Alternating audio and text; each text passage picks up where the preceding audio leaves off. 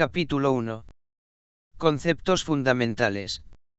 1.1 Prefacio. A lo largo de la exposición de este libro, en sus diferentes epígrafes, estará casi siempre presente una primera aproximación lingüística, bien sea etimológica bien semántica, es decir, trataremos de acercarnos a la realidad objeto de nuestro análisis a través del conocimiento de la procedencia y el propio significado de los distintos términos, voces o expresiones que necesariamente habremos de utilizar. Esta constante metodológica se basa en nuestra firme convicción de que todo jurista así merece tal denominación, dibse extraordinariamente preciso en la utilización del lenguaje, ya que sólo desde su correcto uso puede definirse, adecuadamente, cualquier categoría o concepto radicado en el ámbito del derecho. Por tal motivo, resulta necesario acudir a los tesoros que la Real Academia Española nos ofrece, sobre todo en lo que constituye el contenido de su valioso y nunca suficientemente reconocido, citado y utilizado Diccionario de la Lengua Española, que desde su 22ª edición de 2001 se elabora en colaboración con las academias que integran la Asociación de Academias de la Lengua Española. En la actualidad la conforman 24 academias. La primera expresión utilizada en el título de nuestra disciplina es la voz fundamento, utilizada en plural. El término procede del latín fundamentum y el Diccionario de la Lengua Española señala, en su primera acepción, que se trata de principio y cimiento en que estriba y sobre el que se apoya un edificio u otra cosa. Es evidente que la acepción enunciada hace referencia, principalmente, a una realidad física. Debe repararse que el diccionario comienza su enunciado de fundamento con la expresión principio. Ello nos lleva a la conclusión de que el fundamento es con lo que comienza aquello otro que, desde su inicio, encuentra su sustento en la base que le sirve de apoyo. Desde esta realidad material podemos elevarnos a una categoría abstracta en la que el diccionario sitúa el sentido de su tercera acepción de nuestra voz, fundamentu, dice así: razón principal o motivo con que se pretende afianzar y asegurar algo, es decir, el fundamento de algo es aquello que le da sentido, aquello que explica su nacimiento y significación, aquello que en suma, explica su genuino contenido. Esta tercera acepción debe de ser completada con la cuarta que expresa nuestro diccionario cuando refiere que fundamento es raíz, principio y origen en que estriba y tiene suma y fuerza algo no material. Fundamento, pues, como parte esencial que configura, que principia una idea, un pensamiento, una construcción intelectual. Del fundamento toma su mayor fuerza lo que después se manifiesta. Vamos a intentar demostrar cómo muchas de las realidades jurídicas actuales, del ámbito de derecho público y privado, encuentran su fundamento en la Grecia y sobre todo, en la Roma clásica.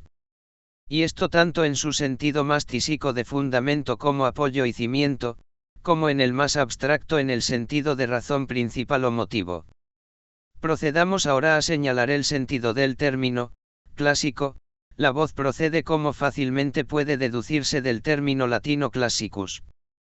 Se trata de un adjetivo con el que el diccionario de la lengua expresa en su primera acepción, se dice del periodo de tiempo dima y plenitud de una cultura, de una civilización.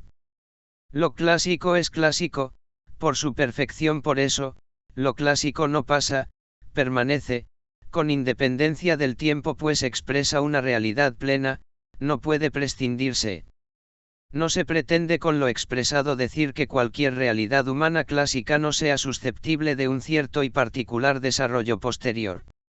Es evidente que todo actuar humano presenta la nota peculiar de su eventual progreso y perfeccionamiento.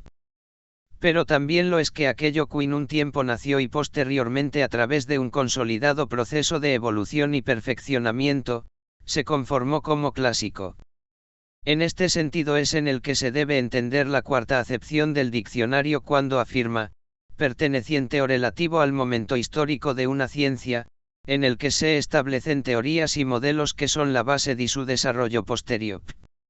Así primero Grecia y más tarde, Roma, sin duda en el proceso de creación del derecho son quienes establecen los modelos que persisten en la organización jurídico-social actual. La antigüedad griega y la romana son las que mejor definen el modelo clásico de nuestra civilización occidental. Así, lo clásico se descubre por ser lo que la tradición culta reconoce como tal. 1.2 La justicia. Aproximación semántica y filosófica. La voz justicia, como es bien sabido, proviene de la expresión latina justitia. De acuerdo con su sentido filosófico, de genuina configuración griega, el diccionario de la Real Academia Española afirma en su primera acepción que justicia es una de las 4 virtudes cardinales que inclina a dar a cada uno lo que le corresponde o pertenece.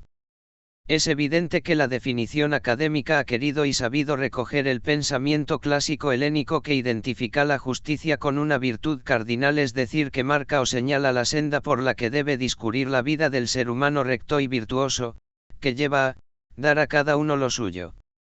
Junto a este significado preciso y como complemento al mismo, puede situarse la tercera acepción que se recoge en el diccionario de la Real Academia, al decir, conjunto de todas las virtudes por el que es bueno quien las tiene.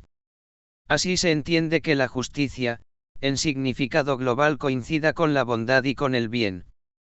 Para completar este plano filosófico, el diccionario quiere subir un peldaño más y situarse en el nivel teológico que, por serlo es trascendente, sin dejar por ello dice una parcela del saber que puede y debe ser objeto de estudio y análisis a través de la labor esforzada de la razón. Ahí afirma, en la séptima acepción el DRA, atributo de Dios por el cual ordena todas las cosas en número, peso o medida. Ordinariamente se entiende por la divina disposición con que castiga o premia, según merece cada uno. Es la justicia divina que rebasa la justicia humana, al estar traspasada por la infinita misericordia de Dios. En la doctrina cristiana, la justicia se identifica con el cumplimiento de la voluntad divina. Todo procede del bien. El bien es anterior al se. Los seres tienen una tendencia natural, una ley de levitación, por la que buscan el bien objetivas aún sin saberlo. No resulta procedente hacer una glosa de esta acepción, por elementales razones materiales, que nos obligan a reconducirnos al capítulo de nuestra exposición. Por ello nos adentramos en los arcanos de la noción de justicia en el saber filosófico. En el pensamiento griego, reformulado siglos más tarde por la doctrina escolástica medieval cristiana, la justicia es una virtud. Puede entenderse por virtud, a la disposición habitual y firme de hacer el bien. La persona que dirige sus acciones de acuerdo con lo preceptuado en las virtudes tiende hacia el bien. La justicia forma junto con la prudencia, la fortaleza y la templanza, el conjunto cuatripartito de las denominadas virtudes cardinales. Se trata de virtudes humanas que tienen por objeto ordenar las conductas para alcanzar una vida conforme a la moral. Son denominadas cardinales en primer lugar, por ser las más importantes en su categoría, pudiéndose las demás virtudes humanas reconducirse, de alguna manera, a ellas. Tienen además, una denominación idéntica a los denominados puntos cardinales. La explicación es que presentan un sentido análogo. Así los puntos cardinales sirven para situarse y orientar su camino en el orden físico y geográfico, para saber dónde se encuentra y qué ruta debe seguir para alcanzar el lugar, punto o meta que pretende. Por su parte, las virtudes cardinales tienen también, en un sentido más intangible pero no por ello menos real, un significado de utilidad para situar al individuo, ordenar su conducta y dirigir sus pasos en el camino de la vida, de forma que pueda, guiándose por ellas, andar rectamente ese sendero. Otra vez presente de forma implícita esta concepción del derecho como sendero recto y así lega felizmente a su destino. Cada una de las 4 virtudes cardinales tiene en el actuar una función bien definida. Las 4 son informantes del quehacer humano, respondiendo a distintos valores que tratan de inspirar el comportamiento cotidiano en el plano individual y social. La templanza es la virtud que procura el equilibrio en el disfrute de los bienes materiales. La fortaleza proporciona la firmeza y la constancia necesaria en las adversidades. sidades. La justicia es la firme voluntad de dar a cada uno lo suyo, y la prudencia, por último, es la virtud que dispone a la razón práctica a discernir, en toda circunstancia o conflicto, qué se debe hacer y qué se debe evitar. Su finalidad es, pues, ser una virtud conductora de las otras tres. En este sentido se encuadra esa bella y elocuente figura alegórica del pensamiento griego, representada en tantas manifestaciones artísticas, en la que puede reconocerse un carro tirado por tres corceles, tres briosos caballos, en el que el auriga, es decir, quien conduce el carro, se sirve de las riendas, para dar a sus caballos las órdenes precisas a los efectos de que sigan la ruta adecuada y además lo hagan al ritmo conveniente en cada momento. La prudencia se identifica con el auriga que, en cada circunstancia, indica qué es lo justo, que lo templado o qué es lo conforme a la fortaleza. El desorden en las virtudes puede ser por exceso o por defecto, es decir, una persona puede no alcanzar el equilibrio bien porque no pone los medios y despliega la actividad adecuada, o bien por el contrario porque se sobrepasa en una u otra faceta. En ambos casos, cada vez que en el campo de cualquiera de estas tres virtudes quien no actúa prudentemente, provoca que su actuación no alcance la finalidad deseable, por lo que su comportamiento no será virtuoso. 1.3 La justicia en el ámbito del derecho. Como hemos expuesto en el anterior epígrafe, es rico y plural el elenco de acepciones metajurídicas que el diccionario de la lengua de la RAE ha querido, con acierto, señalar de la voz justicia. A continuación de los ya referidos, y entiendo que sin solución de continuidad, los señores académicos han vinculado la voz justicia al campo del derecho. Así se refleja cuando se dice como definitorio de justicia, derecho, razón, equidad. Es indudable que nos encontramos ahora con un triple contenido, de claros y definitorios matices, que se encierra en el elenco enunciado, todo el traspasado de contenido netamente jurídico. Tampoco en este caso podemos penetrar en la precisa delimitación de las tres diferentes categorías enumeradas, más allá de aportar de cada una de ellas un mero detalle. Por cuanto se refiere a la razón como significado de justicia, podemos vincular esta al propio concepto del derecho, desde una corriente de pensamiento que entiende que éste es la razón escrita y parece que lo es en cuanto que trata de expresar la justicia, que es su fin y no solo su fundamento. Por último, en cuanto a la equidad, del latín equitas, vinculada a la justicia, debemos decir que aquella es la auténtica regla de oro de la jurisprudencia clásica, que trata de acomodar sus respuestas a la justicia en el caso concreto, más allá de una aplicación rigurosa y rigorista, de una norma o principio que podría en su aplicación, llevar a una situación injusta. Así es preciso recordar cómo las respuestas jurisprudenciales responsa, son meras opiniones dotadas de autoritas pero ausentes de potestas, por lo que no eran ni vinculantes ni preceptivas. El acierto académico es constatar en esta segunda acepción, reflejada por tres términos sicants, como resulta de todo punto imposible desvincular al derecho de la justicia. En este mismo sentido, en la cuarta acepción del diccionario se afirma que justicia es aquello que debe hacerse según derecho o razón. Y se añade, continuo, una popular y gráfica expresión bimembre, pido justicia. Este significado de la justicia, vinculado estrechamente a la función de juzgar, puede, asimismo, apreciarse en las siguientes acepciones, quinta y sexta y novena del diccionario. En la primera de las ahora referidas se dice, pena o castigo público, esta se completa con la siguiente acepción, castigo de muerte. Esta quinta acepción, en la actualidad se encuentra, afortunadamente, en desuso y, por ello, tiene solamente un valor histórico de utilización en épocas pretéritas. La sexta acepción, por su parte, es definitiva cuando sin ambajes, enuncia, poder judicial. Serían necesarias muchas páginas para penetrar en la esencia de esta concisa pero hondísima definición académica. A mi juicio, identificar justicia con poder judicial tiene la capacidad de poner la flecha en el corazón de la diana, al equiparar la propia virtud de la justicia, que es meta y fin del derecho, con el propio órgano y poder del Estado que tiene consagrada la sagrada misión de la aplicación de la norma legislada, del derecho vigente, al caso concreto que se somete a su jurisdicción. Si la justicia como virtud es causa del derecho, cabe afirmar también que la justicla entendida como meta u objetivo es la razón de ser del derecho. El derecho aplicado debe pretender alcanzar la justicia. La justicia es, así, principio y fin del derecho. Para abordar las relaciones entre justicia y derecho nada parece más apropiado que acudir al digesto de Justiniano. Este texto recopilador a modo de compendio de todo el derecho romano clásico es el mayor cisouras jurídico entendido Hernández como depósito de conceptos e instituciones jurídicas, de la historia de la ciencia jurídica. Del emperador digesto es una obra de recopilación elaborada en el siglo VI DC por mandato Justiniano en Constantinopla, capital del Imperio Romano de Oriente. Dicha recopilación se hace ordenando, por materias, una importante pluralidad de fragmentos de muy diversas obras de los juristas romanos de siglos anteriores que didáctica. Viven en la denominada etapa clásica, es decir, desde el siglo IAC al siglo DC.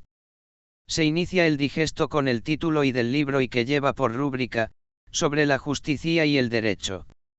El primer fragmento del digesto, es un texto de evidente finalidad, está tomado de una obra docente que se denomina Las instituciones de Ulpiano. En este texto, se informa acerca del origen y el significado del derecho. No son frecuentes en el digesto este tipo de textos de valor pedagógico. Por el contrario, el mayor valor del digesto lo constituye el conjunto de las obras que debemos denominar casuísticas al plantear un supuesto de hecho y ofrecer la respuesta que recoge la solución más justa en el caso concreto. El pasaje de Ulpiano afirma: conviene que el que ha de dedicarse al derecho conozca primeramente de dónde deriva el término aius. Es llamado así por derivar de justicia, pues como elegantemente define Celso, el derecho es el arte de lo bueno y de lo justo. Del tenor del texto parece deducirse que el jurisconsulto está diciendo que primero us la justitia, la justicia, y después sería el aius, el derecho. Resultaría, así, que aius fuese una abreviación o una contracción de justitia. A pesar de esta impresión inicial, debemos señalar que es más que dudoso y controvertido en la doctrina dilucidar cuál de ambos términos debe entenderse que surgió primero. No debemos, en esta sede, abordar tan compleja cuestión, por lo que conviene dejarla para el debate entre los especialistas.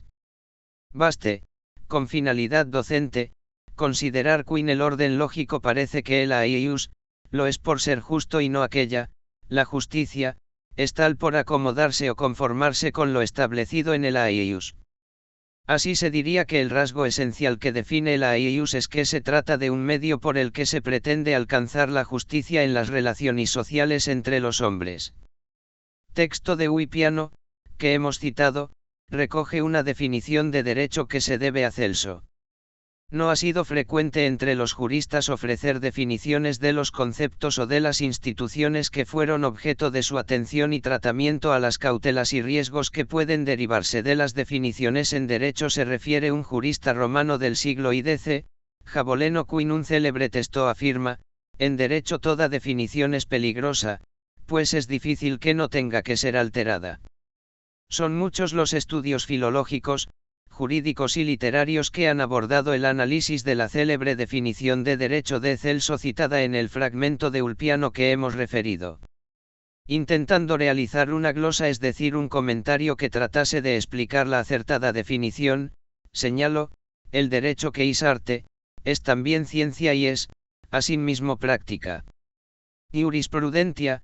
Ulpiano continúa su fragmento diciendo: en razón de lo cual se nos puede llamar sacerdotes, en efecto rendimos culto a la justicia y profesamos el saber de lo bueno y lo justo, separando lo justo de lo injusto, discerniendo lo lícito de lo ilícito, anhelando hacer buenos a los hombres. En la tarea de discernir lo justo de lo injusto se centra la labor del jurista que, por ser tal, es llamado prudente o jurisprudente. Si dijimos que la prudencia es la virtud que posibilita a la razón práctica discernir lo que se debe hacer de lo que se debe evitar, es evidente que cuando esta virtud se aplica al derecho, a la aius, surge la que tiene por objeto discernir lo justo de lo injusto. De esta misión de los juristas, es decir, de la jurisprudencia, también Ulpiano ofrece una definición: la jurisprudencia es el conocimiento de las cosas divinas y humanas, la ciencia de lo justo y de lo injusto. Habiendo definido los griegos la justicia como la virtud por la cual se debe dar a cada uno lo suyo, el genio jurídico romano transforma esta noción abstracta griega, realizando una concreción material y práctica, acorde con su espíritu pragmático y no especulativo. En este sentido, un texto tomado del mismo libro de Ulpiano define la justicia diciendo: es justicia la constante y perpetua voluntad de dar a cada uno su derecho. Queda así reconducida esa justicia abstracta griega que resultaba inconcreta, pues al decir dar a cada uno lo suyo, no se sabía de modo práctico qué era en cada caso lo suyo al concreto campo del derecho, pues lo suyo se transforma en su derecho, entendido como derecho subjetivo, es decir, el derecho como facultad reconocida por el derecho como norma de obligado cumplimiento. Se puede así, en el pensamiento de los juristas romanos, materializar, en cada caso concreto que se somete a su actividad dictaminadora, saber qué es lo suyo, entendiendo que será lo que, en cada circunstancia, establezca el derecho. 1.4 Aproximación al concepto de derecho. La voz derecho proviene de la expresión latina directum, que es también raíz etimológica de expresiones de otras lenguas romances, así, en francés droit, en italiano diritto, en portugués direito, en gallego dereito y en catalán dret. Directum significa lo recto. Esta expresión se generaliza en Roma en la etapa postclásica, es decir, a partir de la segunda mitad del siglo XI, sobre todo desde fines del siglo IV DC. En su posterior generalización, un sector de la doctrina entiende que el pensamiento cristiano tiene un importante influjo. Así, penetrará en el ámbito jurídico la idea de que el actuar justo coincide con el actuar con rectitud, por lo que derecho coincidiría con Octavio Augusto el control peninsular en atención a que se proyecta emprender operaciones militares, para lo cual era necesario destacar guarniciones permanentes. Augusto se traslada a España y fija en Tarraco su residencia durante los años 26 y 25 AC. Organiza sobre el terreno las campañas guerreras del norte y reordena la administración provincial. Convierte a Tarraco en la nueva sede del gobierno de la Hispania Citerior. Fruto de ello, esta provincia pasa a denominarse Tarraconense. La nueva capital tenía la ventaja de que dominaba toda la zona del Ebro y las comunicaciones con el noroeste de España y con los Pirineos. Los astures, cántabros y bacceos insumisos obligan a Roma a mantener una guerra de más de 8 años. La conquista casi plena de la península ibérica se produce en el año 19 AC, a pesar de que Augusto afirma que toda ella es territorio romano. Todavía en tiempos de Nerón hay conatos de resistencia y se envían expediciones militares. Por lo que se refiere a la Hispania ulterior, esta provincia presenta una manifiesta dualidad. Ahí podía distinguirse nítidamente entre una zona meridional, escenario de una intensa colonización romana itálica, y una zona occidental con una menor concentración urbana y una todavía incipiente civilización. Por ello se considera conveniente desdoblarla en dos provincias independientes: la bética, que toma su nombre del río Betis, actual Guadalquivir, que se restituye al régimen senatorial, y la lusitania, que mantiene el régimen de provincia imperial. No se conoce con certeza la fecha de esta división provincial, si bien será en los últimos años del siglo I AC. Queda así Hispania ordenada en 3 territorios provinciales que se mantienen de forma estable, a lo largo de casi 2 siglos, hasta la definitiva reorganización de tiempos de Diocleciano. En el siglo XI, las provincias de Hispania constituyen la diócesis Hispaniarum, encomendada a un vicarius del prefecto del pretorio, y pasan a integrarse en la prefectura de la Galia. La antigua Citerior se divide en 3, Tarraconensis, Cartaginiensis y Gallaecia, y la antigua Ulterior continúa dividida en 2, Lusateinia y Baetica. Se añade a ellas una 6ª provincia, la Mauritania Tingitana, y posteriormente, en el 385 DC, se configura la 7ª, que será la Valleraica. La inestable situación militar en el norte y este de la península, provoca la construcción de numerosas calzadas en los primeros tiempos del imperio debido a la presencia de importantes contingentes militares destacados y a la necesidad de su rápido desplazamiento. Incluso en época de Vespasiano todavía existen distintas guarniciones. Será en tiempos de Diocleciano cuando solo se mantenga en Hispania la Legio Gemina, con asentamiento en la ciudad de León a la cual da su nombre. Por el contrario, el sur peninsular que conforma la Bética fue muy pronto pacificado y se consolidó rápidamente un intenso proceso de romanización. En este sentido debe advertirse que las tropas militares que se mantuvieron en la ciudad de Itálica no obedecen a necesidades bélicas frente a posibles sublevaciones contra la población autóctona, sino únicamente a medidas defensivas frente a eventuales ataques de los musulmanes, los piratas del Rif, que tenían sus asentamientos en las costas situadas frente a España. Como provincia senatorial, la Bética estaba gobernada por un procónsul elegido por un mandato de un año. Su cargo gozaba de gran prestigio en Roma, ya que se trataba de una provincia muy rica, con un elevado nivel cultural, con numerosas ciudades privilegiadas y con una abundante nobleza senatorial. En palabras de Mahamsan, si en algún lugar se había preparado especialmente la República Romana para acometer con éxito la trascendental obra histórico universal del imperio, si en algún punto de la tierra se prepara la romanización, es en España. 6.5 La ciudad, base de la administración de la península, sin perjuicio de defender la idea de que la Europa de las naciones es una derivación histórica de la organización provincial romana, entiendo que la Europa de las ciudades es asimismo una creación romana. A partir del concepto de civitas, consolidación y perfeccionamiento del concepto de polis griega, Roma se expande y se reproduce en los territorios que conquista, a través de la fundación o la recreación de pequeñas unidades ciudadanas que se organizan desde el punto de vista político-administrativo a imagen y semejanza de la urbs. Sin perjuicio de que la organización provincial fue reglamentada desde la metrópoli, puede afirmarse que la base fundamental de la administración imperial es fundamentalmente ciudadana. El concepto de civitas en Roma se encuentra integrado por dos dimensiones diferentes y bien complementarias, una urbana y otra sociopolítica. El imperio romano se expande y conforma fruto de la génesis, consolidación y crecimiento de un amplio elenco de ciudades de diversa condición estatutaria, que pueblan el mundo conocido y encarnan en cada territorio el progreso, la civilización y la cultura. En pleno apogeo del Principado, paulatinamente, distintas ciudades preexistentes de la Bética asumieron la condición jurídica de municipios, desarrollados a partir de entidades preexistentes integrados en la comunidad política romana. Roma suplanta a través de su régimen ciudadano el orden existente en diferentes núcleos de población de origen púnico o griego. Municipios y colonias serán catalizadores de una profunda romanización. La primera región en asimilar usos y costumbres romanos fue la Bética. Su causa principal obedece al carácter abierto de sus habitantes a suma y grado de cultura debido al trato asiduo con griegos y fenicios, ya que Roma la favoreció.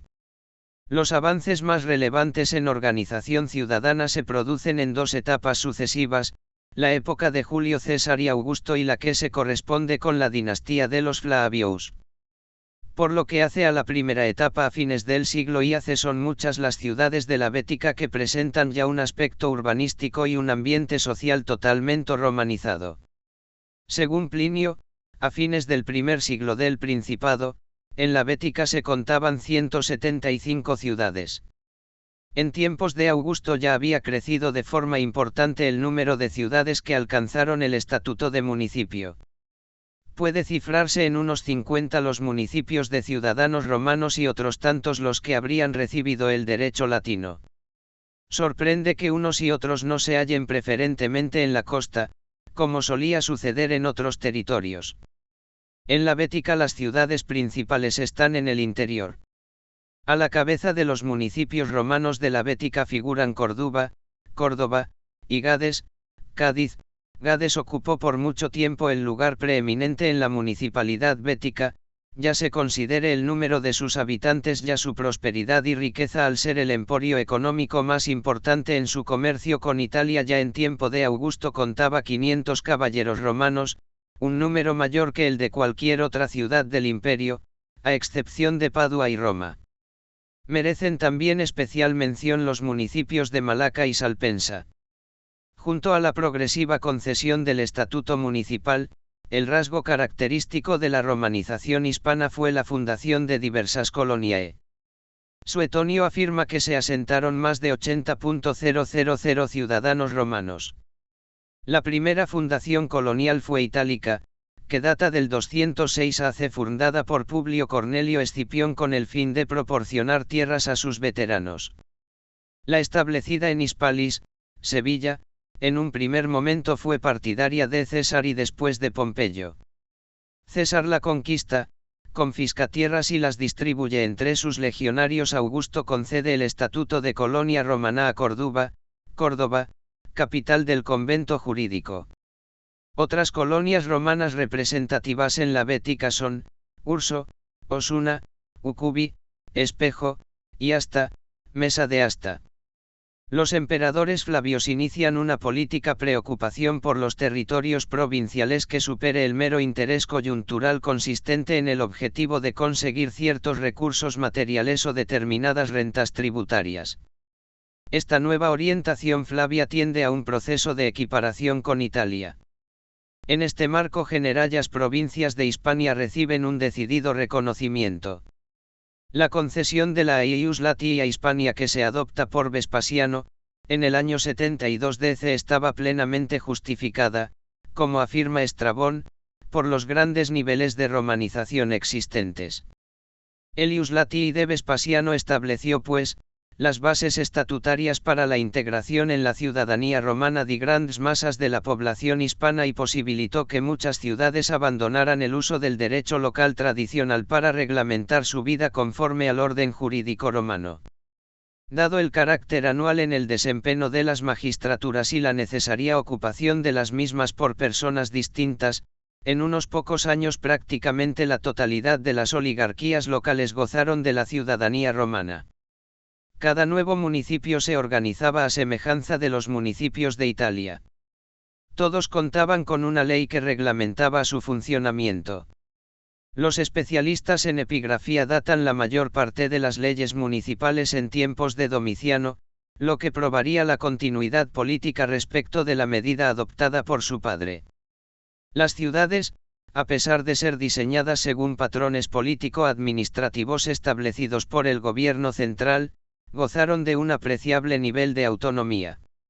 La política municipal era la que más directamente percibían sus habitantes. Un buen ciudadano de Roma se sentía orgulloso de su pertenencia a la colonia o municipio en que había nacido y residía. Las ciudades romanas en la Hispania romana compitieron en ofrecer la mejor apariencia ornamentando sus espacios públicos con arcos, exedras, estatuas, etc. Parte de esa monumentalización fue financiada con caudales municipales y con el patrimonio de las oligarquías locales, solo excepcionalmente se costearon con fondos imperiales.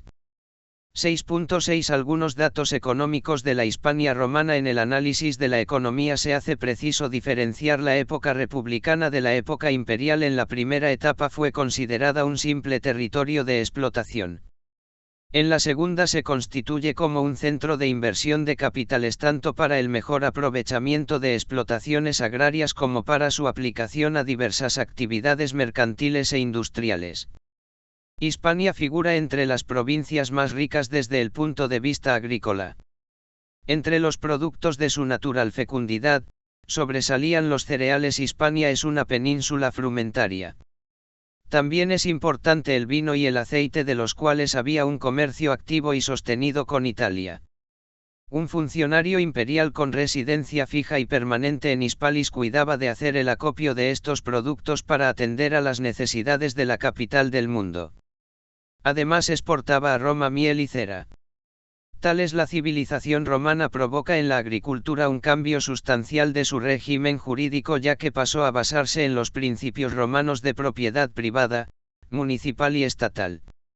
La fundación de nuevas colonias conllevó la potenciación de la propiedad privada, lo que implicó un cambio radical pues en la península se mantenía un sistema de propiedad colectiva.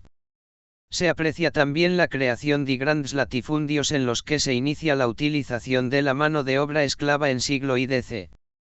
Se introducen avances importantes como los regadíos, el barbecho o el arado romano.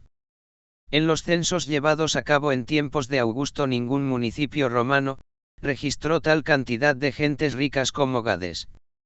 Con sus típicos comerciantes al por mayor fue la primera ciudad fuera de Italia que adoptó el derecho romano y la lengua de Roma.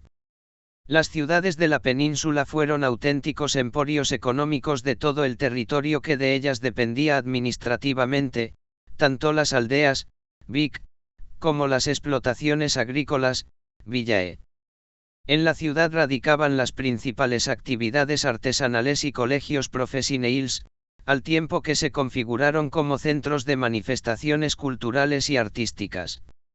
Este nivel de riqueza material se correspondía con una refinada opulencia de las costumbres. La proximidad de Italia y las cómodas y baratas comunicaciones por mar abrían una espléndida ruta para colocar sus productos en el primer mercado del mundo. Es probable que Roma no llegase a mantener con ningún otro territorio un comercio al por mayor tan importante y tan asiduo como con Hispania. El comercio de Roma con Hispania logró lo que la conquista militar había cimentado. Las monedas romanas de plata circularon en la península con anterioridad a su utilización en otras provincias fuera de Italia. Otro de los recursos naturales en el que Roma demostró un gran interés fue la explotación de sus yacimientos. Debido a distintas medidas eficaces de gestión se produce un incremento notable de la producción. Roma en Hispania modifica el régimen jurídico minero. Fue frecuente su cesión en arrendamiento a particulares. A fines del siglo X comienza la explotación por compañías dirigidas por funcionarios del Estado. Los principales yacimientos en la Bética se situaron en las estribaciones de Sierra Morena. La actividad industrial constituyó un complemento de la actividad agraria y se desarrolló desde muy temprano, así las industrias de salazones, vino, aceite. También existió una industria próspera en el sector del hierro y de los tejidos de lana y lino, que fue muy apreciada en la urbs debido a su magnífico acabado y carácter artesanal. Con el tiempo la industria bética experimentará un gran desarrollo derivado fundamentalmente de la transformación manufacturada de productos agropecuarios orientada preferentemente a mercados extrapeninsulares. La viticultura, la oleicultura y las relaciones comerciales llevaron a nuestro litoral a una afluencia regular de comunicación con los habitantes de la península itálica. Desarrollo del comercio estuvo favorecido por la consolidación política de Roma en todo el Mediterráneo y se vio facilitado por la creación de un importante sistema de comunicaciones representado por las calzadas que se construyeron en Hispania, que llegaba desde Roma a través de más de 34 itinerarios peninsulares y que llegó a conectar a todas las principales ciudades. Es elocuente el cuidado con que Roma atendió a la red de calzadas en Hispania. Entre los Pirineos y Tarragona se han descubierto piedras miliares romanas procedentes de los últimos tiempos de la República Dima y antigüedad que en cualquier otra provincia del occidente. Augusto y Tiberio fomentaron la construcción de caminos por razones militares, pero muchas de las calzadas obedecen a fines comerciales. Así la gran calzada del imperio que llevaba el nombre de Augusto, que después de atravesar los Pirineos por el Puigcerdá, bordea el mar hasta Tarraco y de allí a través de Valencia llega a la desembocadura del Júcar para internarse tierra adentro atravesando toda la Bética hasta la desembocadura del Betis, a fin de comunicar Roma con el océano. Asimismo, se potenció un mejor aprovechamiento de las vías fluviales para el transporte sobre todo de mercancías. En suma, puede concluirse diciendo que Hispania participó especialmente de la libertad de comercio establecido por Roma en todo el Mediterráneo, lo que supuso para esta provincia un importante estímulo para su actividad mercantil. 6.7 Nota sobre epigrafía municipal hispana. Hispania cuenta con verdaderos tesoros epigráficos, difícilmente parangonables a los descubiertos en otros territorios. Entre estas disposiciones municipales sobresale la Lex Irnitana firmada por el emperador Domiciano. El bronce que se conserva en el Museo Arqueológico de Sevilla fue encontrado de modo casual en 1981 en el municipio de Irni, cerca de la actual Osuna, la antigua Urso, en la provincia de la Bética. Su fecha exacta es objeto de gran discusión entre sus estudiosos, si bien es pacífico que sería datada en la década de los 90 de nuestra era. Es la ley municipal romana más completa de todas las descubiertas en cualquier punto del imperio. Se han conservado, en muy buen estado, 5 tablas completas de las 10 que constituirían su texto íntegro. De las demás leyes municipales halladas se han encontrado solo fragmentos, o como máximo una tabla. Otras 2 leyes municipales importantes son la salpensana y la de Malacitana, de Salpensa y Málaga, que se encuentran en el Museo Arqueológico Nacional en Madrid. Según los expertos epigrafistas serían anteriores, por pocos años, a la irnitana. Los contenidos fragmentarios que se conservan han posibilitado un análisis comparativo entre ellas y también con la ley irnitana. De su examen puede constatarse la similitud de sus disposiciones. Hoy, es casi pacífica la admisión de una ley Flavia municipal, como marco general en la que se inspirarían las concretas leyes municipales de la Bética que se han descubierto.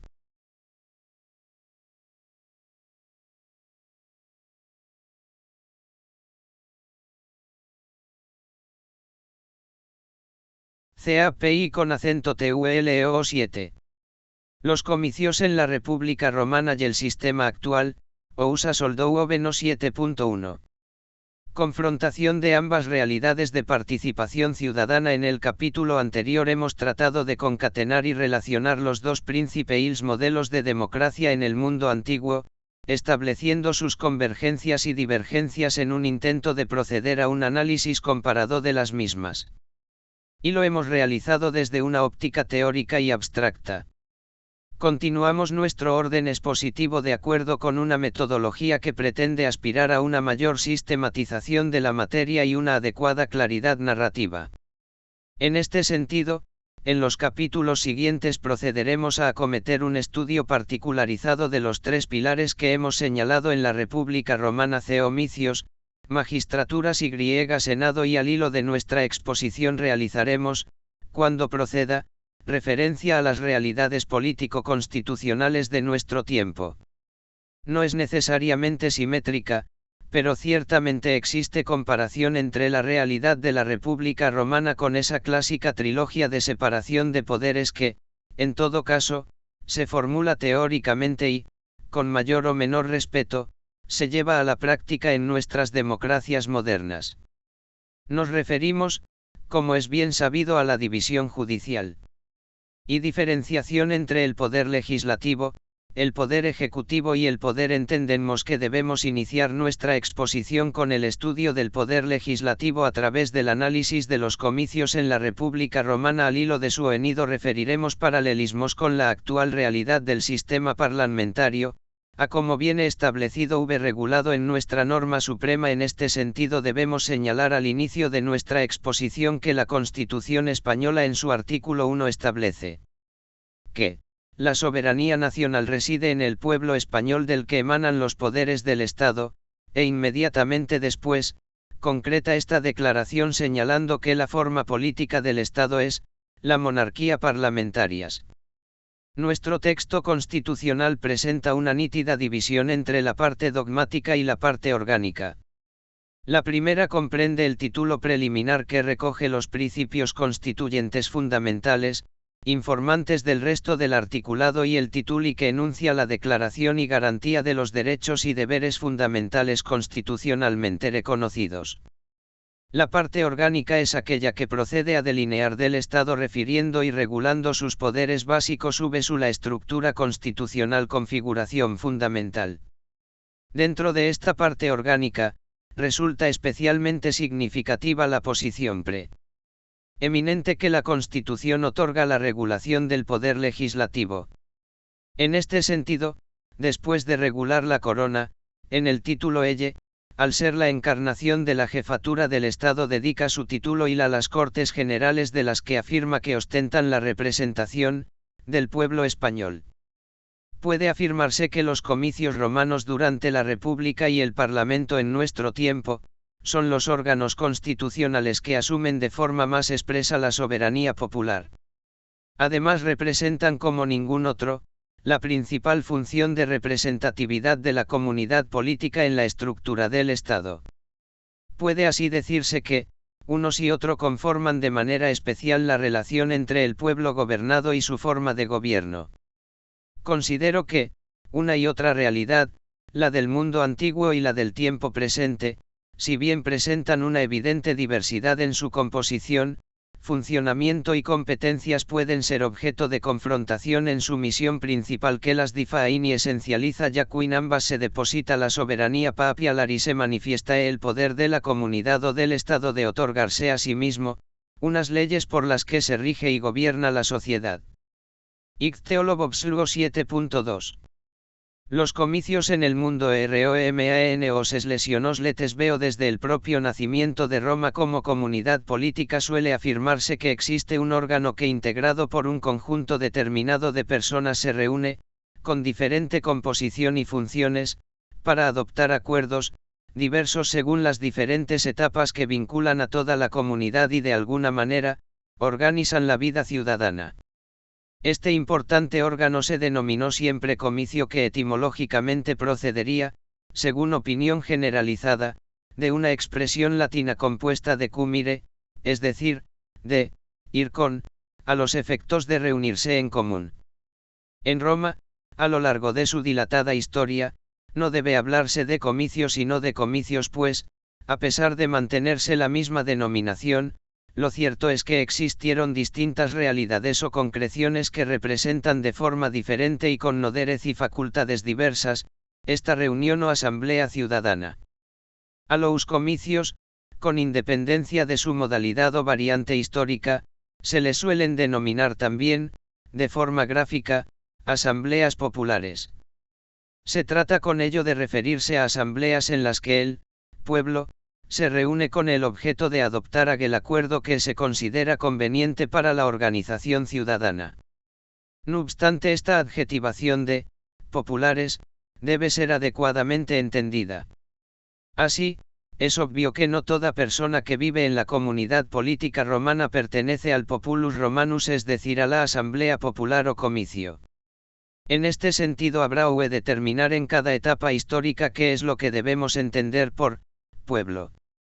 Como primera aproximación y sin concreción particularizada podemos afirmar que pertenecen al populus romanus solamente aquellos individuos de la comunidad que tienen reconocidos derechos de participación política en los asuntos públicos. Esta condición y reconocimiento ha variado de forma notable tal como veremos más adelante al analizar cada una de sus tres variantes. Con base incierta en los relatos de la historiografía romana se afirma que existe una asamblea comicial desde la misma fundación de Roma. Es evidente que todo lo que se refiere a los propios orígenes de Roma es misterioso y legendario. Por ello, tampoco podemos referir con exactitud cuál sería la auténtica composición de la primera asamblea ciudadana en la primitiva monarquía romana. Si no podemos certificar, de forma fehaciente que el origen del comicio sea coetáneo con la propia fundación de Roma, si podemos afirmar por el contrario que el cinanicio comicio en Roma se extingue por inanición, en el siglo IDC. Cuando se consolidan las nuevas estructuras políticas del Principado. Cuando decimos que se extingue queremos significar que no puede referirse un momento histórico concreto y mucho menos una ley normativa por la que se decrete su desaparición. La inanición, en sentido figurado, implica que estos comicios que tanta importancia tienen en la República, dejan de funcionar, de asumir las trascendentales funciones que desarrollan simplemente porque dejan de ser convocados. Así desaparece un esplendoroso ejemplo de democracia directa, que durante al menos 2 centurias de pureza republicana constituyó la clave o pilar de todo el sistema democrático. 7.3 El comicio curiad 07.3.1.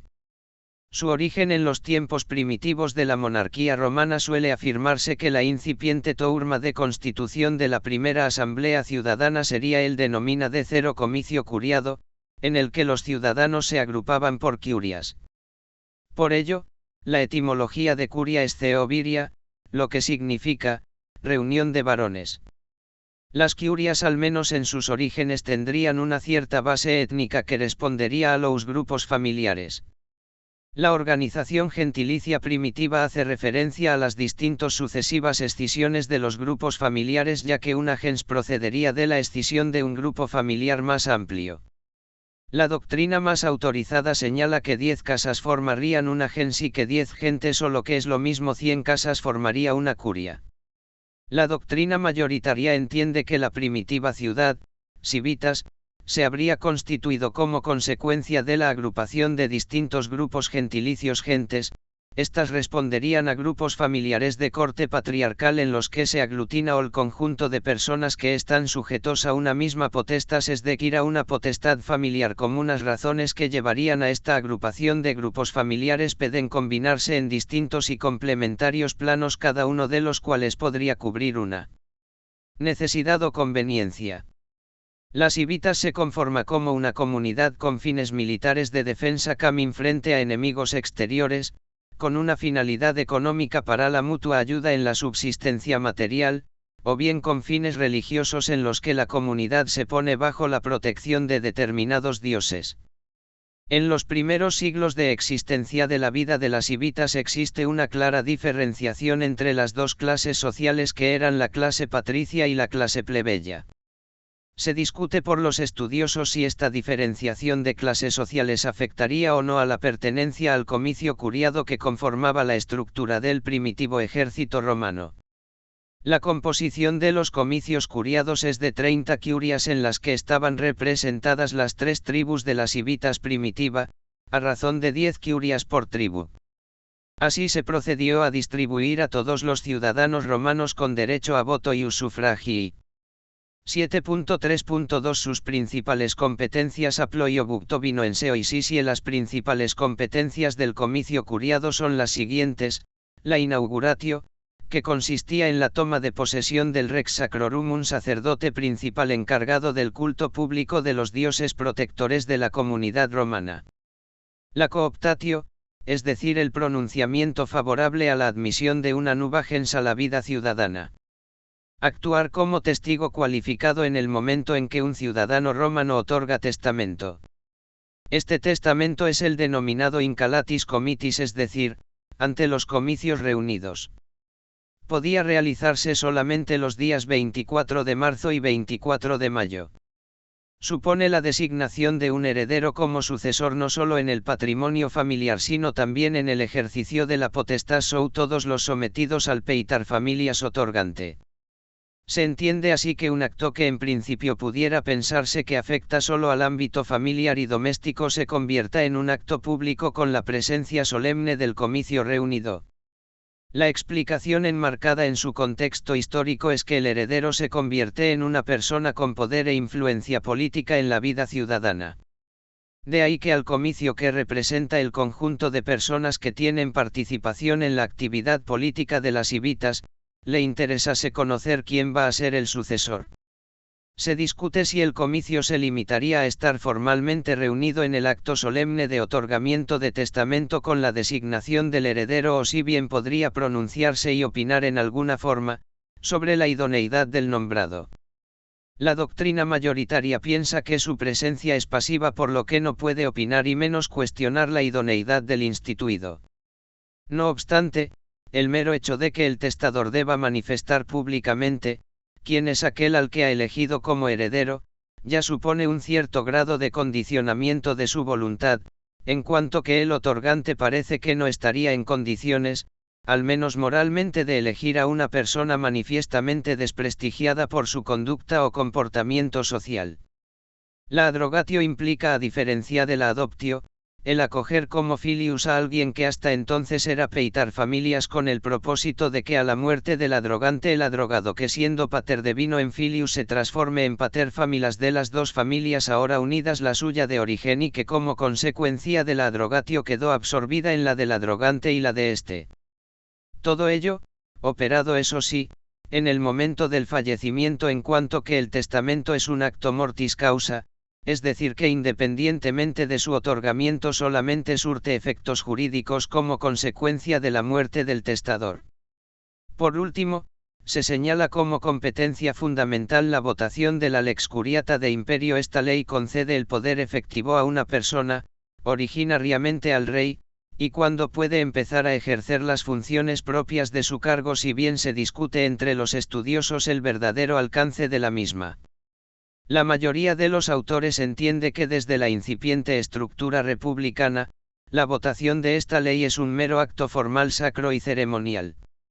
Algún autor entiende que mantiene cierta importancia, durante los primeros tiempos de la República, la votación afirmativa de la ley por las curias, a los efectos de la formal atribución del imperium a los magistrados. Cuando se consolidan las estructuras republicanas, el protagonismo estará en los comicios centuriados, organizados no sobre la base de las curias sino de la centuria como nueva unidad militar básica. Así el comicio curiado, si bien no se puede decir que desaparece como tal en el sistema republicano, sí debe señalarse que se convierte en un órgano más simbólico que efectivo. En este sentido pierde todas las competencias políticas y se ve despojado de las militares, como hemos señalado. Por ello, puede afirmarse que sus funciones se restringen a los ámbitos religioso y familiar. El comicio curiado se conforma, avanzada ya la República, como un órgano depositario de las costumbres y las tradiciones romanas, y su convocatoria más formal que real queda reducida, según nos relata Cicerón, a la reunión simbólica de 30 lictores en representación de las 30 originarias curias.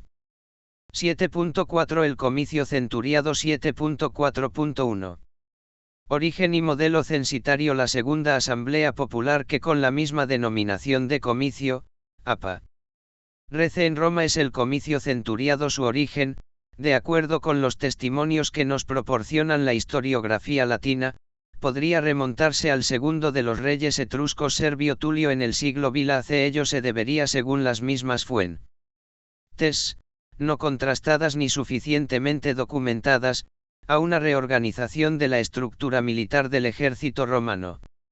Si bien este posible origen castrense no puede descartarse como posible causa generadora de la nueva organización comicial, en la que el comicio no sería otra cosa que el exercitus centuriatus, esto es, el pueblo dispuesto o reunido para la guerra, lo que a nosotros nos interesa destacar es que este comicio centuriado adquiere paulatinamente cada vez más presencia y competencias en el ámbito estrictamente político, hasta llegar a convertirse en el órgano más representativo de participación ciudadana.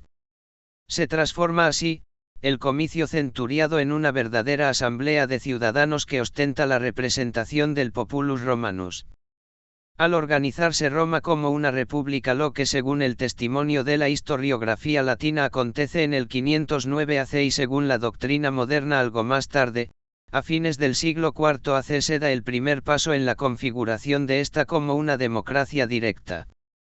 En ella aquellos individuos que pertenecían a la comunidad política y tenían la condición de ciudadanos formaban parte de un órgano denominado comicio, en el que cada uno de los civis contribuía de forma activa, aunque desigual, a la actividad política y la vida pública a través del ejercicio del voto. Se instaura y se va consolidando en Roma un sistema de democracia censitaria. Este término obedece a que la democracia, como expresión del poder del pueblo, se restringe, exclusivamente, al conjunto de individuos que tienen derecho a ser inscritos en el censo, que es la base organizativa del comicio. De las labores, procedimiento y contenido del censo y de los magistrados competentes para su elaboración, los censors, nos ocuparemos en el capítulo correspondiente de las magistraturas romanas y el poder ejecutivo actual. Este modelo democrático censitario desaparecerá de la historia política de la humanidad desde el siglo I de nuestra era hasta ser recuperado por las primeras formas políticas de los Estados Unidos y después de la Revolución Francesa a fines del siglo WL. En esta, los revolucionarios destruyen, con cruenta represión, las estructuras del antiguo régimen para conformar una nueva estructura del Estado, recreando, en cierto modo, las viejas formas de la República Romana. Suele así decirse que la Revolución Francesa se realiza conforme al modelo romano tanto en sus contenidos como en sus formas. La Revolución construye un nuevo modelo político con moldes típicamente republicanos y se reviste con ropajes romanos. 7.4.2 Composición 7.4.2.1 Sistema timocrático. Lo primero que debe afirmarse sobre los comicios centuriados es que la distinción entre ciudadanos que pertenecen a la clase patricia y la plebeya durante el tiempo en que se mantiene la diferencia de clases es prácticamente irrelevante en cuanto a su participación en la asamblea. La única ventaja a favor del patriciado es que 18 centurias quedan reservadas por razones de tradición a la clase patricia. Se trata de las denominadas, con terminología típicamente militar, centurias de caballería. Este privilegio, teniendo en cuenta que el número total de centurias de que se compone el comicio es de 193, repercute de forma muy escasa en la toma de decisiones de la asamblea. Si esto es así en cuanto a una equiparación de ambas clases sociales, no puede decirse lo mismo respecto del criterio que se establece para la distribución de los ciudadanos en las centurias. Este criterio, como hemos ya apuntado en el epígrafe anterior, responde al modelo timocrático. Se denomina así aquel sistema de organización política en el que ostentan el poder los individuos que poseen mayor riqueza, las clases poderosas por razón de su fortuna, o riqueza básicamente inmobiliaria, siendo esta la base para la tributación y para la elaboración del censo. Debemos señalar que la riqueza en la primitiva Roma republicana se basa en el patrimonio inmobiliario y no en la riqueza pecuniaria. Esto significa que lo que se tiene en cuenta en la elaboración del censo, fuente de la organización comicial, es la cuantificación, traducida a dinero, del conjunto de bienes, normalmente inmuebles, que conforman un patrimonio que se dedica básicamente a la agricultura. Esto nos lleva a imaginar una Roma todavía de carácter agrario, de naturaleza esencialmente agrícola, en la que no había aparecido aún una economía pecuniaria basada en la actividad industrial y financiera. En este sentido, se tenía en cuenta solo el valor de la tierra dedicada a labores agrícolas en atención al número de yugadas, siendo esta una medida agraria, equivalente a la extensión que se calculaba podía arar un yunta de vacas o bueyes en una jornada. Posteriormente, se suele atribuir al censor Apio Claudio, en el siglo IV a.C., una reforma que permite valorar además de las tierras y bienes inmuebles la riqueza mobiliaria y el dinero. Se considera por los estudiosos que esta misma reforma supuso cierta moderación del sistema timocrático a través de ciertas correcciones, por lo que en algo llega a paliarse la diferencia de peso político de un ciudadano u otro por razón de su patrimonio. Ello no supuso, en absoluto, la abolición del sistema, pero sí su atenuación, obvio que encuadrar a los ciudadanos, en una u otra centuria por razón de su riqueza patrimonial atenta contra el principio de igualdad, ya que, como veremos, unas centurias tienen muchísimo mayor peso que otras en el momento clave de la votación final. Ahora bien, admitido como no puede ser de otra manera, esta deficiencia democrática, es necesario poner de manifiesto que el sistema timocrático no constituye un sistema cerrado en el que un individuo, una vez integrado en una centuria, permanece en ella de forma inamovible sin posibilidad de cambiar su posición política. Por el contrario, la composición de los comicios se renueva cada lustro, es decir, cada 5 años, cuando el colegio de censores procede a la elaboración del nuevo censo, que se cerraba con una ceremonia de purificación, lustrum, de la que deriva el término lustro como equivalente al periodo de 5 años. En cada lustro, tal como veremos en el capítulo siguiente, el ciudadano inscrito debía actualizar los datos objeto de inscripción. Resulta por ello obvio que podía haber cambiado para bien a para mal su concreta situación de riqueza patrimonial inmobiliaria. Así, un individuo integrado en una centuria de escaso peso y poder político, por razón de su exigua renta, pasa en el nuevo lustro a integrarse en una centuria de mayor rango. Por esto puede decirse que el sistema timocrático que prima la situación e influencia política de los individuos de rentas elevadas, es cambiable y no inmutable como ocurría en modelos anteriores y había de ocurrir en otros posteriores a la República Romana en los que el individuo resulta condicionado por razón de su nacimiento a permanecer en una clase social, de la que no podrá sustraerse. Es lo que se conoce como sistemas de estratificación dura o impermeable. OSEOI 7.4.2.2. Distribución de sus miembros en centurias en la época de consolidación republicana. Esta Asamblea Popular se distribuye, como hemos adelantado, en 193 centurias. En su estructuración 18 son de equis y se reservan, como ya hemos visto, a los individuos descendientes de las gentes o grupos gentilicios fundadores de las civitas. La distribución de las restantes centurias se realiza por razón de la riqueza inmobiliaria acreditada en el censo. 170 centurias se dividen en 5 clases diferentes. La primera clase la constituyen 80 centuria y en ella se integran a los ciudadanos que poseen una riqueza que en el censo se cuantifica en más de 100.000 ases. El as es la primera moneda romana. En el censo no solo se inscriben los bienes, sino que proceden a una valoración y cuantificación económica de los mismos. La segunda, tercera y cuarta clases quedan constituidas por 20 centurias cada una, y en las mismas se integran respectivamente, los ciudadanos con una riqueza estimada en más de 75.000, 50.000 y 25.000 ases respectivamente. A la quinta clase le corresponden 30 centurias y en ellas se integran los ciudadanos con una riqueza de 12.500 ases y en la práctica, se incorporan a las mismas todos los ciudadanos con un patrimonio inferior a lo establecido. Por último, hay 5 centurias residuales infraclasis. Históricamente eran denominadas inermes, sin armas, pues cuando el comicio respondía a la organización del ejército, en ellas se integraban soldados de las legiones que no portaban armas. Se distribuirán en 2 centurias de ingenieros pontoneros que preparaban el terreno para el avance de las tropas, 2 centurias de músicos y una de portadores de bagaje. Por tanto, estas 5 centurias obedecen al origen castrense de los comicios centuriados. Como es obvio, las 80 centurias en las que se integran los ciudadanos más ricos tienen un pequeño número de miembros, mientras que a medida que las clases descienden, el número de miembros de cada una aumenta considerablemente. Por ello la importancia del voto individual en cada centuria varía de forma notable. Puede además constatarse con una simple operación aritmética que la eventual unión de las 18 centurias de la clase patricia con las 80 centurias de los individuos más poderosos económicamente, provoca la mayoría absoluta en la votación final, por lo que se procedería a interrumpir el escrutinio por haberse ya alcanzado el acuerdo mayoritario, pero de ello, a los efectos de una mayor claridad expositiva, nos ocupamos en el siguiente epígrafe en el que analizaremos con más detalle el procedimiento comicial.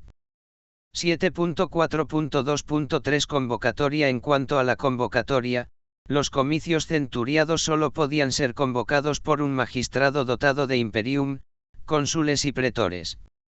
En la práctica, desde fines del siglo IV AC, cuando el pretor asume el monopolio de la función jurisdiccional, la convocatoria se haría por uno de los 2 cónsules y excepcionalmente por el dictador. Este poder de convocatoria del comicio se denominaba aius agendicum populo, derecho de reunir al pueblo.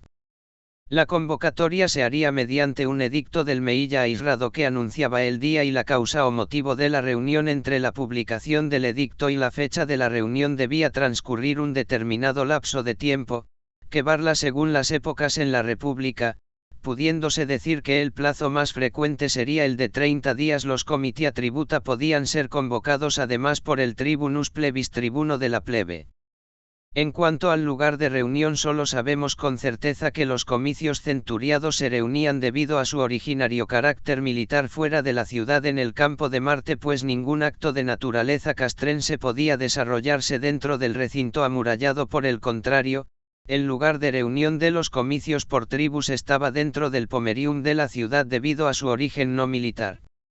Los comicios nunca tuvieron poder de autoconvocatoria. Si el comicio serent para realizar funciones electorales, la elección venía condicionada por la lista de candidatos que presentaba oficialmente el magistrado convocante. Tanto las proposiciones de ley como la indicación de los nombres de los candidatos propuestos para magistrados, debían ser expuestas al público, 3 semanas previas, como mínimo, de la fecha señalada para la sesión oficial. Era usual que en este periodo el magistrado proponente convocase al pueblo, sin carácter formal, para defender las ventajas de la ley propuesta y recoger las observaciones o sugerencias que se le formulasen. También lo hacían, como presentación pública de su persona y de su programa de gobierno para la magistratura a la que se presentaban, los candidatos a las mismas. A veces eran apoyados por personajes de prestigio político y solían reunirse con el pueblo por circunscripciones al modo de lo que hoy conocemos como campaña electoral.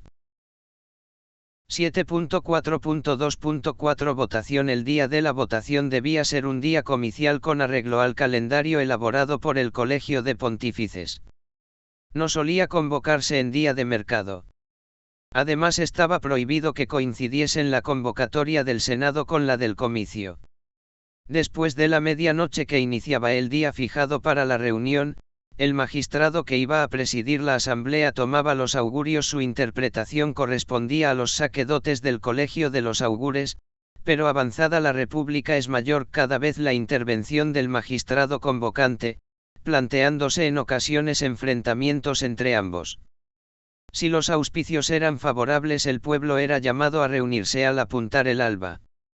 Una vez constituido el comicio, el magistrado daba lectura a los nombres de los candidatos propuestos para ocupar las magistraturas en el caso de que el comicio desempeñase funciones electorales, o bien al texto del proyecto de ley que proponía, e invitaba seguidamente a sus conciudadanos a votar.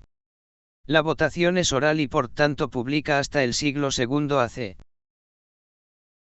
A partir de la aprobación de 3 distintas leyes denominadas en su conjunto Tabellariae, se implanta para los comicios electorales, legislativos y judiciales, el voto secreto escrito en unas tablillas de madera.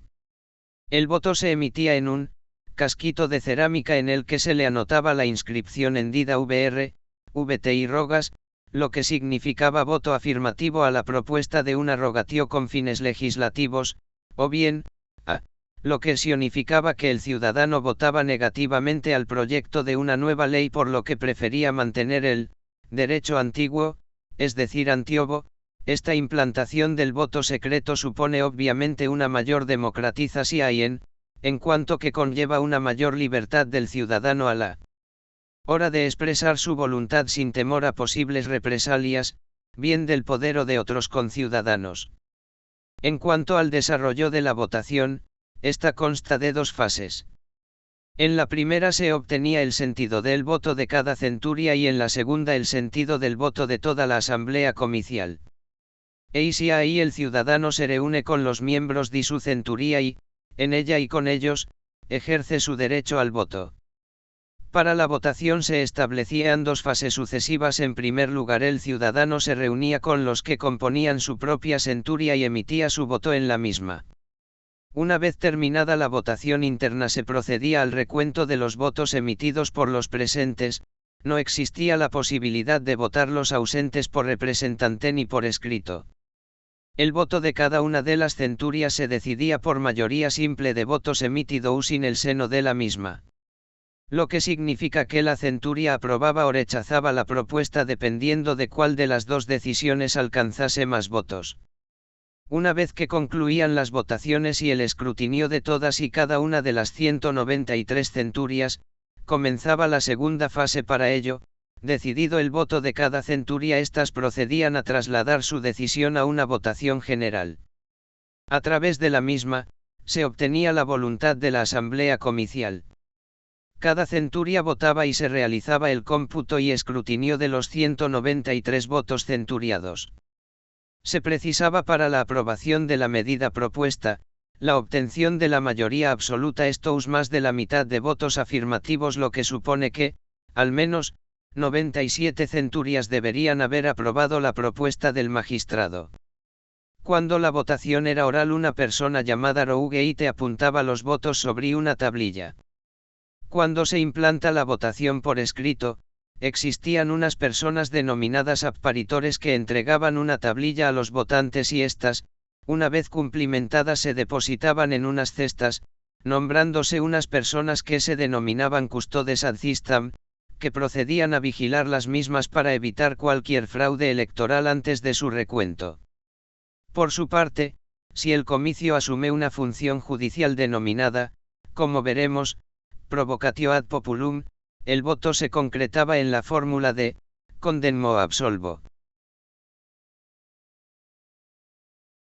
7.5 La asamblea plebeya. Es evidente que el comicio centuriado es la asamblea popular más importante en el conjunto de la secular historia de la República Romana, pues, durante siglos sus acuerdos adoptados por la votación de sus miembros, distribuidos en clases y centurias, se convierten a propuesta del magistrado convocante, en leyes, las denominadas leyes rogadas. Puede decirse en la República que la ley es aquello que el comicio manda y establece. Esta función legislativa se altera como consecuencia de la promulgación de la Ley Hortensia del 286 AC, por la que se equiparan, en valor normativo y carácter vinculant, los plebiscitos a las leyes.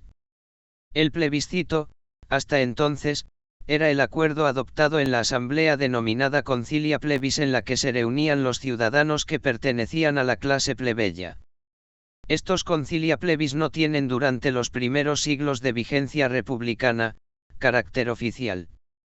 Suele defenderse que la equiparación normativa, ex aequatio, que trae consigo la ley Hortensia, provoca la desaparición de los concilia plebis, en tanto en cuanto su promulgación denotaba que el proceso en la igualación de ambas clases sociales había ya llegado a su fin. Además, se considera que el origen de los comitia tributa pudiera en cierto grado vincularse a esta misma medida legal. 7.6 El comicio por tribus surge, así, la tercera de las formas comiciales que conoce la Roma republicana y que se denomina comitia tributa, comicios por tribus.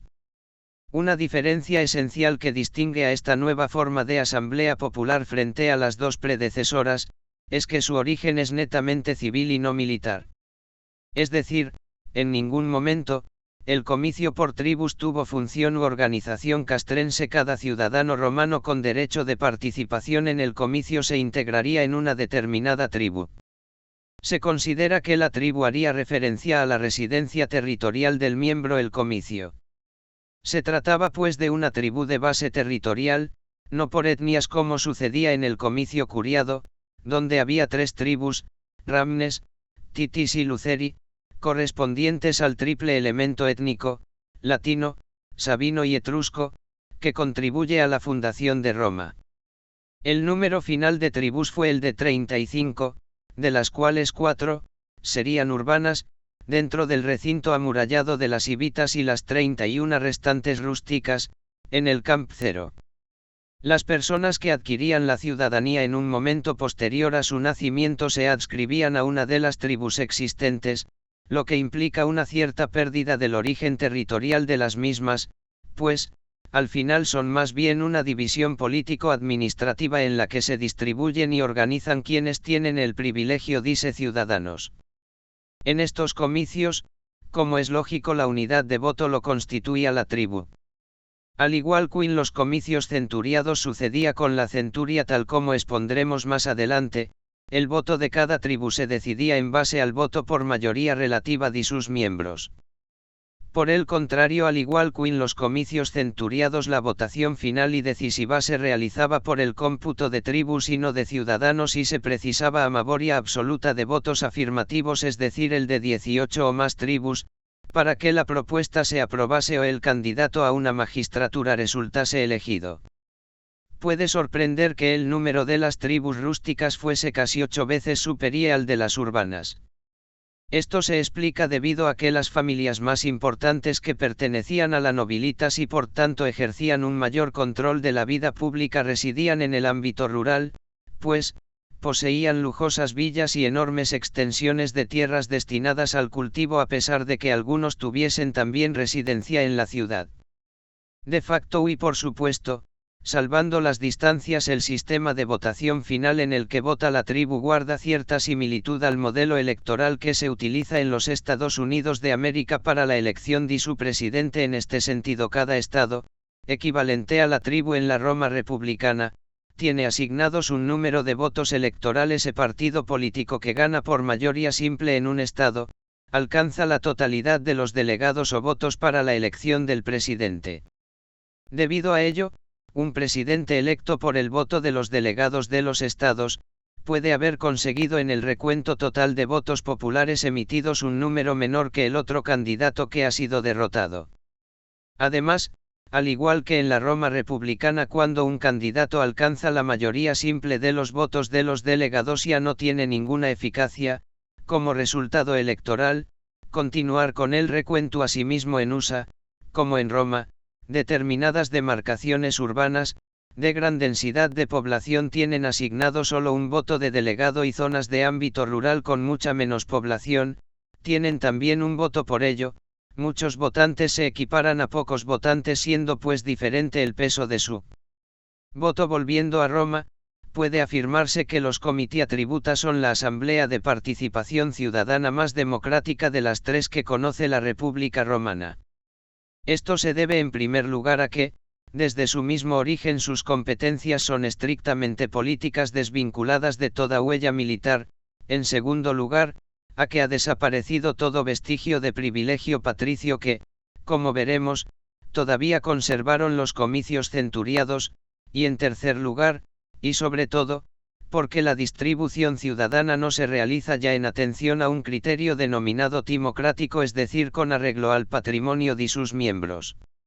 Desde su constitución, esta nueva forma comicial fue consolidándose tanto en su convocatoria como en un proceso progresivo de asunción de competencias.